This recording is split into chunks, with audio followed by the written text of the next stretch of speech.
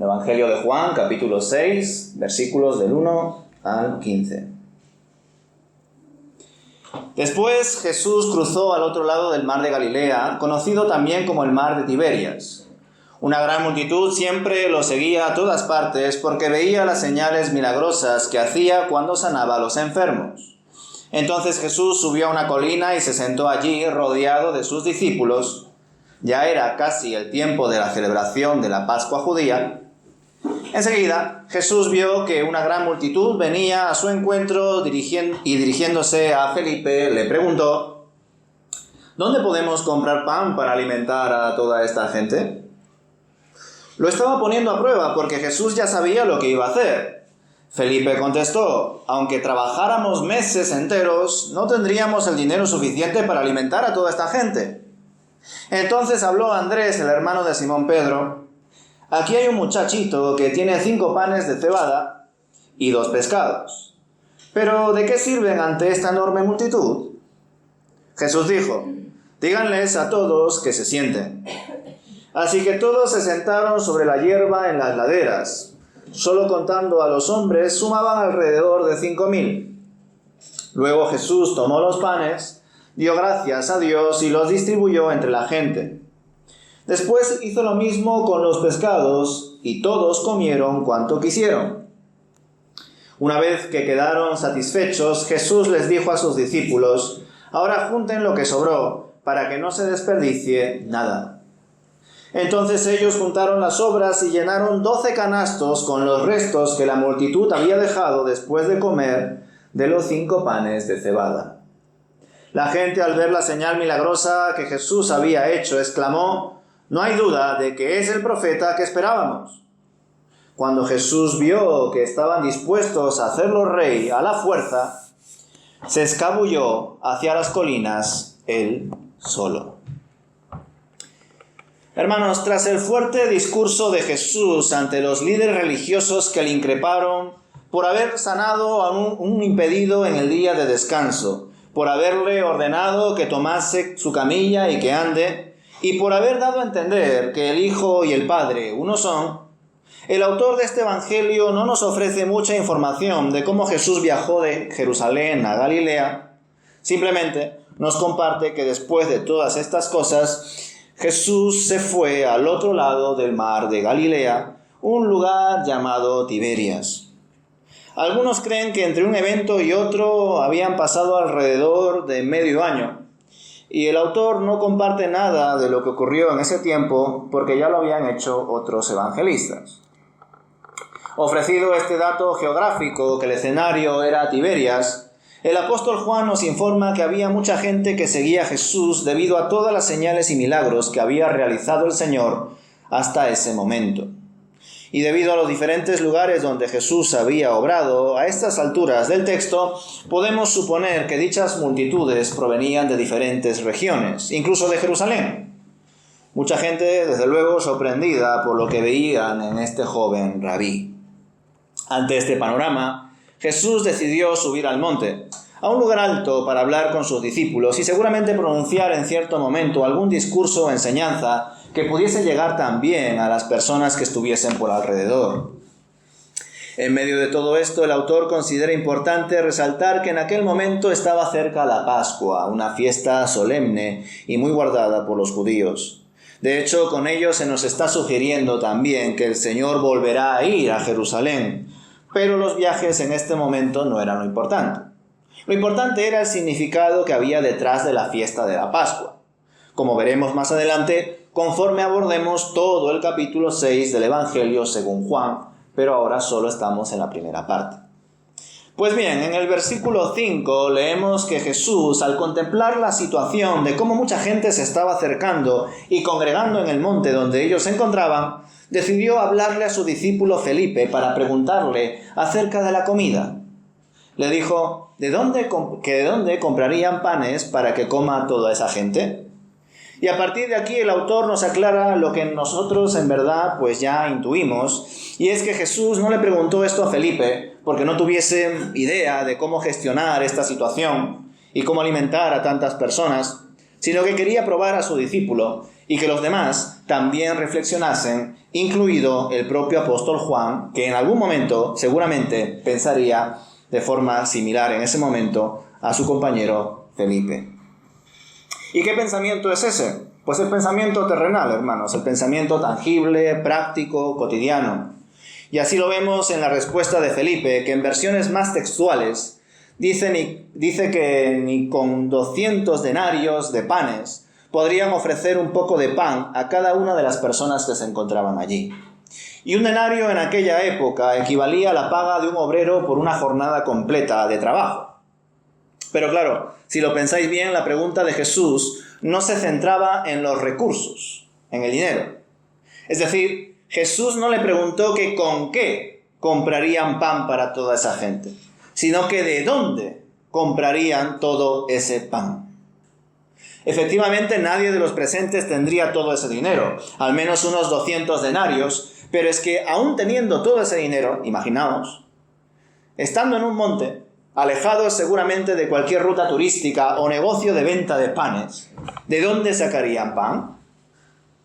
Es más, aún existiendo algún lugar donde comprarlo más o menos cercano, ¿qué negocio tendría tantos panes como para alimentar a 5.000 personas y, ojo, contando solo hombres?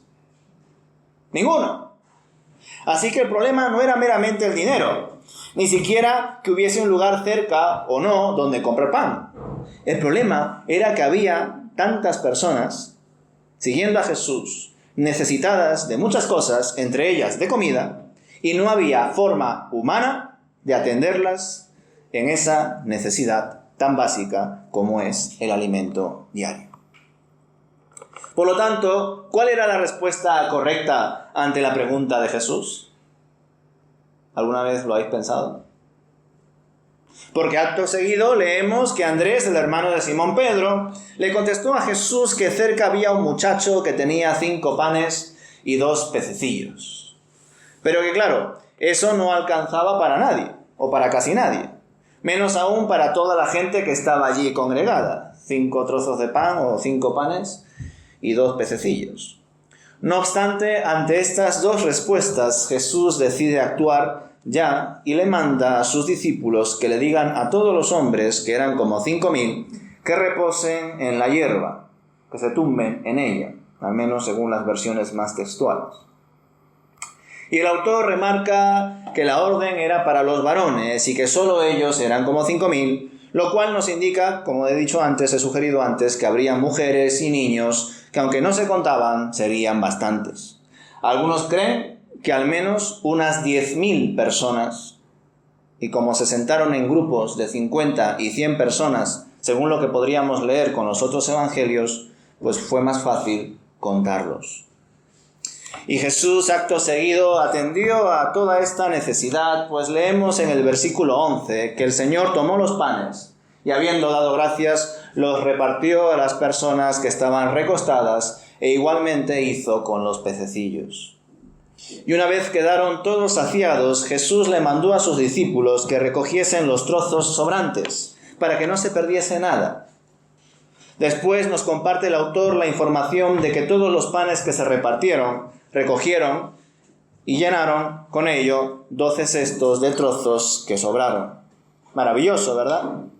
La providencia de Dios, que no solo se manifestó de tal manera que alcanzó para alimentar a toda esa gente, sino que incluso los sació y además sobró. Pero, ¿qué sucedió después?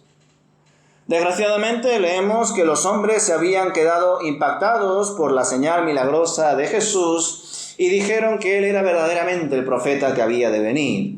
Pero en vez de escuchar sus enseñanzas, o al menos sus mandamientos y directrices para que sea él quien gobierne y obre según su voluntad, los presentes en su mayoría querían tomarlo y llevarlo por la fuerza para hacerlo rey. Y por supuesto querían hacerle rey bajo sus propios criterios y objetivos, los cuales eran terrenales, pero no tenían en cuenta cómo era verdaderamente el reino de Dios, ni tampoco tenían la paciencia para escuchar la metodología de Jesús. Ellos querían hacer las cosas a su manera, no a la de Dios. Por lo tanto, en esta situación donde otra vez se manifiesta un milagro, una señal de Jesús, Estas personas simplemente vieron en él a un enviado de Dios que había hecho grandes señales y milagros y que en ese monte, una vez más, les dejaron a todos sin palabras al dar de comer a tantas personas. Y en vez de recordar tantos y tantos acontecimientos donde el Señor en el Antiguo Testamento había mostrado su poder y su liderazgo, prefirieron forzar a Jesús a que actúe según sus propios esquemas e ideas preestablecidas. Seguramente pensaron que él era el profeta del que habló Moisés en Deuteronomio capítulo 18, versículo 15, y que así como Moisés ayudó a los israelitas a ser liberados de Egipto, este joven rabí llamado Jesús les liberaría a ellos, a los judíos de Roma. Desde luego no eran conscientes de lo que estaban haciendo. Estaban tentando a Jesús para que llegue a ser rey sin pasar por la cruz. Fijaos qué tentación. Pero él debía pasar por la cruz. Y en verdad, esos hombres no querían someterse a un rey de corazón. Solo buscaban realizar su propia justicia y no el reino de Dios y su justicia. Por esta razón, Jesús decide retirarse e irse al monte solo, pues veía que por más que estas personas habían contemplado las obras de su Padre, no reconocían al Hijo y no buscaban cumplir su voluntad, sino más bien solucionar sus propios problemas personales y terrenales, comenzando, si fuera posible, un nuevo reinado, un nuevo ejército, para luego seguramente conquistar todo el territorio perdido y aún más, vencer a Roma y ser el nuevo gran imperio del mundo. Pero el Señor no quería nada de eso. Él deseaba cumplir la voluntad de su Padre y predicar sobre el reino de Dios y su justicia, y no sobre un reino humano y los criterios de cada uno de los presentes, que por supuesto en muchos casos se movían lejos de la voluntad de Dios y sin tener en cuenta la dirección del Espíritu del Señor. E inevitablemente, al leer sobre la actitud de estas personas que buscaron forzar a Jesús, me pongo a pensar en lo impulsivos e impacientes que solemos ser, ¿verdad? Cómo nos encanta hacer las cosas a nuestra manera y no según el plan de Dios. Y esto es así porque nos gusta controlar las cosas. Queremos sobresalir y dar rienda suelta a nuestro ego y a nuestras propias opiniones. Eso de escuchar, eso de obedecer, eso de someterse, no va con nuestra naturaleza por lo general. Y a menudo solemos ser egoístas, interesados y algo necios. Estos hombres vieron que Jesús hacía milagros y prodigios, que él podía darles de comer de forma indefinida, y en vez de limitarse a escuchar y recibir el verdadero alimento que necesitaban cada uno de ellos, le quisieron obligar a gobernar a la manera de ellos. Y a Dios no se le puede obligar a ser Dios, y mucho menos a ser el Dios que nosotros queremos. Él ya es el que es. Dios debe ser el Dios que es. Y nosotros debemos dar gracias por ello, pues gracias a Él vivimos, gracias a Él somos, gracias a Él tenemos un propósito en esta existencia terrenal. Jesús no era un simple proveedor de alimentos, o un showman, o una persona que hacía milagros según las peticiones de cada uno. Jesús no era simplemente una persona que ofrecía pan y peces. Él mismo era el pan de vida. El alimento que todos nosotros y todo el mundo en verdad necesita, pero que no muchos son conscientes de ello. Qué gran ejemplo vemos aquí también, hermanos, en Jesús, al ver que ante toda esta tentación, toda esta revuelta, donde querían hacerle rey a la fuerza, Él decide apartarse. En ningún momento se enaltece ni se deja llevar por la euforia y la opinión de la gente. Todo lo contrario, se humilla, se aparta al monte y, según los evangelios sinópticos, lo hace con el fin de estar con el Padre, de orar y buscar su confirmación en Él. Y esto es lo que debemos imitar nosotros también, hermanos, mucho más en tiempos de prueba, tentaciones o situaciones difíciles.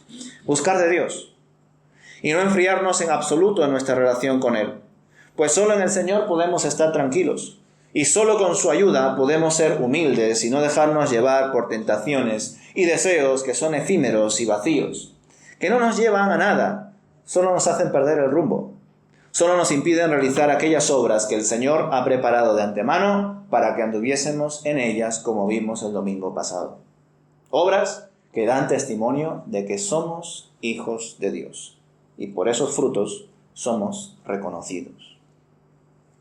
Y con todo esto, hermanos, con este texto tan famoso de la multiplicación de los panes y los peces, ¿os habéis puesto a pensar alguna vez cuál habría sido una respuesta correcta ante la pregunta de Jesús de que de dónde comprarían panes para que coman todos? ¿Qué le hubieseis respondido a Jesús ante esta pregunta? Si hubieses estado ahí presentes, junto con Felipe y Andrés, el hermano de Simón Pedro. Yo me imagino a un discípulo o a una persona de la multitud que tras escuchar la pregunta de Jesús y reflexionando en ella, y desde luego siendo guiado por Dios, responda algo así: Señor, ciertamente tenemos algo de hambre. Hemos caminado muchos kilómetros y seguramente muchas personas de las que están aquí con nosotros necesitan alimento. Pero hay un alimento que necesitamos más que todos, pues no solo de pan vive el ser humano. Y creemos que tú eres nuestro pan de vida, Señor. Tú eres el que de verdad puede alimentar nuestro ser. Y si tú quieres, también nos puedes alimentar físicamente y no solo espiritualmente. Pues nuestro Dios y Padre en otro tiempo le ofreció al pueblo de Israel un pan que caía del cielo, el cual fue llamado maná, y se lo dio al pueblo mientras viajaba por el desierto tras salir de Egipto. Así que del mismo modo, tú, que eres el Hijo del Dios viviente, también lo podrías hacer. Tú podrías darnos pan que caiga del cielo, y no necesitas ni siquiera monedas, ni una panadería, ni tampoco unos pocos panes y peces para darnos de comer, Señor. Pues tú eres el Cristo. Tú eres nuestro Señor y Salvador, y nada es imposible para ti. ¿Os imagináis que algún discípulo de Jesús o alguna persona de la multitud le haya respondido de forma semejante al Señor tras su pregunta? Jesús se hubiese maravillado como pocas veces lo hizo según el testimonio de los 4 evangelios. Tenemos el ejemplo de la fe del centurión, que rogaba por la sanidad de su siervo. Y también cómo destacó la fe de la mujer extranjera, cananea, que pedía ayuda para su hija que estaba endemoniada. En esos momentos, Jesús destacó la fe de estas personas que curiosamente no eran de Israel. Probablemente, hermanos, Jesús le hubiese respondido de forma hipotética a esta persona que le hubiese hablado así de forma hipotética. Seguramente Jesús le hubiese respondido de forma similar a como lo hizo con Pedro en otro contexto, diciendo: amado, bienaventurado eres, porque no te ha revelado todo esto ni carne ni sangre, sino el Padre que está en los cielos. Como digo, hablo en un sentido de hipótesis, pues al final esto no sucedió. Nadie le respondió correctamente, y Jesús realizó su señal en base a los pocos recursos que tenía en ese instante, haciendo lo imposible, multiplicando de tal manera esos pocos panes y esos pocos peces para que alcance la comida a toda esa gente y encima sobre. Y obviamente, hermanos, nosotros podemos elaborar las respuestas correctas ante las preguntas de Jesús a lo largo de los 4 evangelios. ¿Por qué? Porque tenemos el consejo de Dios, su revelación, su palabra escrita, también por su gracia. Es decir, podemos hacer un poco de trampa, ¿no? Porque ya tenemos toda la revelación. Ya sabemos cuál podría ser la respuesta más adecuada. Y estudiándola en profundidad, pues podemos comprender cuáles serían aquellas palabras que en este momento Jesús hubiese querido escuchar. Pero aquí hay un punto importante a resaltar, hermanos, y es que nuestro Dios no solo desea que le respondamos correctamente, sino que también creamos en aquello que le podemos responder, que creamos en su palabra, que creamos en lo que decimos, que le adoremos en espíritu y en verdad. Porque recordad que en aquel tiempo muchos doctores de la ley, líderes religiosos, se jactaban de conocer las Escrituras. Se jactaban de ser personas sabias, conocedoras de la ley, de los profetas y de los escritos. Y podían repetir incluso aquellas palabras, pero no las comprendían, no las entendían, no las defendían. Y del mismo modo nosotros también podemos responder muchas cosas delante de Dios. Pero lo importante no es ser el alumno sabiondo que levanta la mano y dice la respuesta correcta. Lo importante es depender de Dios, creer en lo que le estamos compartiendo, en su palabra, y ser humildes. Durante esta semana pude escuchar algún que otro culto y alguna que otra predicación de otras iglesias. Y en una de ellas, una hermana en la presidencia de la alabanza recordó algo que por un lado es evidente, pero que por otro lado da que pensar. Dijo algo así como que la siguiente canción que iban a cantar eran palabras dedicadas al Señor para adorarle, para agradecerle, para mostrarle honra, y que si no lo sentían así, que si no creían en lo que estaban cantando, o lo mejor dicho, en lo que se iba a cantar, que mejor no canten. Y bueno, por un lado me pareció una palabra dura. Si no crees y no practicas lo que se dice en la canción, mejor no cantes. Pero por otro lado, pensé que así es como debe ser, en verdad. Es decir, no debemos cantar, ni tampoco orar, ni mucho menos obrar, servir, simplemente porque sí, en piloto automático, porque es la costumbre, la tradición, lo que toca. Hoy es domingo, pues voy a la iglesia. Sino porque de verdad lo creemos, porque de verdad lo sentimos, porque de verdad tenemos esa convicción en nuestro corazón, esa relación con Dios. Y por ello, hermanos, a la hora de reflexionar también en la providencia de Dios, en cómo el Señor está obrando, debemos de no solamente limitarnos al conocimiento de su palabra, sino a la relación que hay detrás de ella. A confiar en Él, a buscarle y adorarle en espíritu y en verdad. Debemos de reflexionar en qué creemos, hermanos. Y creo que en general creemos en que nuestro Señor Jesús es el Hijo de Dios, el único, el verdadero, el camino, la vida, el pan de vida, nuestro Salvador, nuestro Mesías. Creemos que con Él ya lo tenemos todo. Y por supuesto que podemos expresarle nuestras necesidades, nuestras aflicciones, nuestras situaciones personales, incluso pedirle que obre según su voluntad en medio de ellas, pero que nunca se nos olvide que con Él ya lo tenemos todo. Y esto es una tensión, parece una paradoja.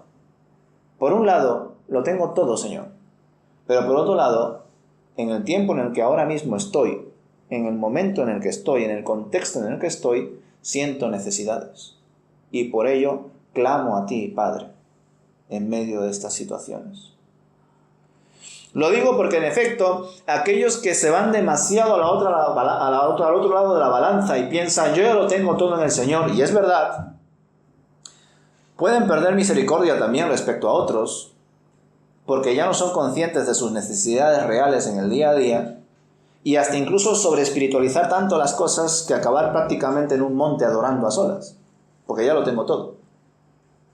Pero aquellos que están constantemente pidiendo al Señor, enfocados en sus necesidades, en sus calamidades, en sus situaciones personales y las de su entorno, a veces también, bueno, a veces no, casi siempre, se les acaba olvidando en mayor o menor medida que en el Señor ya lo tienen todo.